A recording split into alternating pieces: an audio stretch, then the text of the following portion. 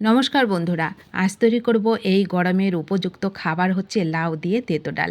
তো এই লাউ দিয়ে তেঁতো ডাল কীভাবে তৈরি করলে লাউয়ের স্বাদটা বজায় থাকবে, আর কখন উচ্ছে বা করলা কখন দিলে এখানে হালকা তেঁতো হবে, বেশি তেঁতো হবে না, আর কি মশলা ব্যবহার করলে এর স্বাদগন্ধ দুটোই অপূর্ব হবে, তো সেটাই আজকে আপনাদের সঙ্গে শেয়ার করব। তো চলুন রেসিপিটা শুরু করা যাক। আশা করি বন্ধুরা আপনাদের ভালো লাগবে।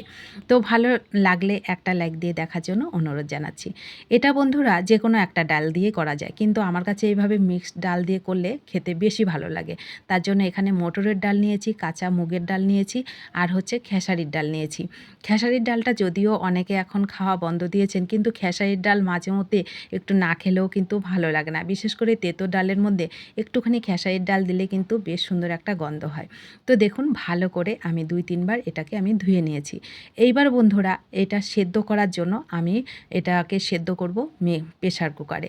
আপনারা চাইলে কোনো কড়াই কিংবা কোনো পাত্রেও মানে সেদ্ধ করতে পারেন। প্রেশার কুকারে আমি গ্যাসটাকে একদম হাই করে দিয়ে একটা সিটি দেবো। তাতে কি হবে, মুগ ডালটা সেদ্ধ হয়ে যাবে, কিন্তু মটরের ডাল আর খেসারির ডালটা হালকা একটু দানা থাকবে।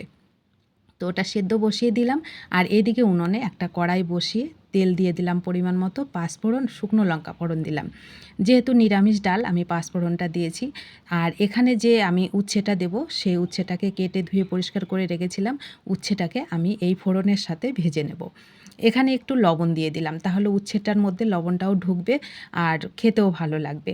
তো দেখুন আমি উচ্ছেটাকে লাল লাল করে ভেজে নিয়েছি। উচ্ছেটা সেদ্ধ হয়েছে, আবার একদম লাল করে কড়া করে কিন্তু আমি ভেজেছি। অবশ্যই উচ্ছেটাকে এইভাবে কড়া করে ভাজবেন। তো এই উচ্ছেটা যে আমি তুললাম, এই উচ্ছের সঙ্গে কিন্তু ফোড়নটা আমার অনেকটা উঠে গেছে। আর যতটা ফোড়ন তেলের মধ্যে আছে, যতটা তেল আছে, ওর মধ্যে আমি লাউটাকে কষিয়ে নেব। লাউটাকে এমনভাবে কষাবো, লাউটা যেন প্রায় সেদ্ধ হয়ে যাবে, এরকম করে আমি একটুখানি লবণ আর একটুখানি হলুদ দিয়ে লাউটাকে কষিয়ে নেব, গ্যাসটাকে মিডিয়াম টু লোতে করে রেখে। তো দেখুন আপনারা তো অনেকভাবে তৈরি করে খান বন্ধুরা। আমি আজকে যেই রেসিপিটা আপনাদের সঙ্গে শেয়ার করছি, একবার বলবো যদি এইভাবে না খেয়ে থাকেন, একবার এইভাবে খেয়ে দেখবেন, দেখবেন লাউয়ের স্বাদটাও বজায় থাকবে, আর এই ডালের মধ্যে অনেক বেশি তেঁতোও হবে না, আবার খেতেও ভালো লাগবে। যারা একদম তেঁতোর ভয়তে খাবারটা খেতে চান না, তারা একবার এইভাবে তৈরি করে খাবেন। আশা করি আপনাদেরও অনেক বেশি মজার লাগবে। বিশেষ করে গরম ভাতে হলে তো আর কিছুই লাগে না দুপুরবেলাতে। তো দেখুন আমি লাউটার আমি যে কষিয়েছিলাম, ভেজেছিলাম, তার সাথে কিন্তু একটু আদা, কাঁচা লঙ্কা দিয়েছি। দিয়ে এর মধ্যে লাউটাকে আমি সুন্দর করে কষিয়ে নিয়েছি। এইবার আমি এখানে এই যে সেদ্ধ করে রাখা যে ডালটা, সেটা দিলাম।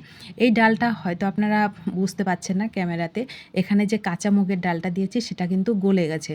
আর মটরের ডাল আর যে খেসারির ডালটা একটুখানি দিয়েছি, সেটা কিন্তু মানে একটু হালকা গোটা গোটা আছে। তো এই পর্যায়ে আমি আর বেশি নাড়ানাড়ি করব না, কারণ ডালগুলো অনেকটা ঘেটে যাবে। একটু দানা দানা থাকলে ডালগুলো খেতে বেশি ভালো লাগে। এখানে 1 চামচ চিনি দিলাম। চিনিটা দিলে স্বাদের ব্যালেন্সটা ঠিকঠাক থাকে। তো এখানে একটা টমেটো দিয়েছি। টমেটো ডালের মধ্যে দিলে কিন্তু খেতে ভালো লাগে। আপনারা চাইলে দেবেন, না চাইলে নাও দিতে পারেন। 2টো কাঁচা লঙ্কা দিলাম, একটুখানি ঢেকে দিলাম। ঢেকে 2 মিনিট এটাকে সুন্দর করে জাল করে নিলাম। দেখুন এটা লাউগুলো কিন্তু এখন প্রায় একদম সেদ্ধই হয়ে গেছে। রান্নাটাও কিন্তু প্রায় শেষের দিকে। তো আমি আরও একটু নেড়ে চেড়ে এখানে এবার উচ্ছেটাকে দেব, কারণ আমার রান্নাটার কিন্তু একদম শেষের দিকে। এখন আর আমি বেশি রান্না করব না, মিনিট খানেক শুধু রান্না করব। সেই সময়ে যে কড়া করে ভেজে রেখেছিলাম উচ্ছেটা, সেই উচ্ছেটা দিলাম, তার সঙ্গে যে ফোড়নটা ছিল সেটাও গেছে কিন্তু। তাতে কি হয়, এই ডালের মধ্যে ফোড়নের গন্ধটাও খুব সুন্দর হয়। আর ডালে কিন্তু হালকা তেতো হয়। এখানে দেখুন যে টমেটোটা ব্যবহার করেছি সেটাও আমি গলাবো না, লাউগুলোও বেশি গলাবো না, লাউটা কিন্তু সেদ্ধ হয়েছে। আর নামানোর আগে এখানে আপনারা ঘিও দিতে পারেন। আমি শুধু ভাজা মশলা, জিরে, মৌরি আর গরম মশলা দিয়ে যে ভেজে মশলা করা থাকে ঘরে, সেখান থেকে একটুখানি দিলাম। বেশি দিলাম না কিন্তু, খুবই সামান্য দিলাম, শুধু একটু ফ্লেভারের জন্য। দেখুন ডালগুলো কিন্তু গোটা গোটা আছে।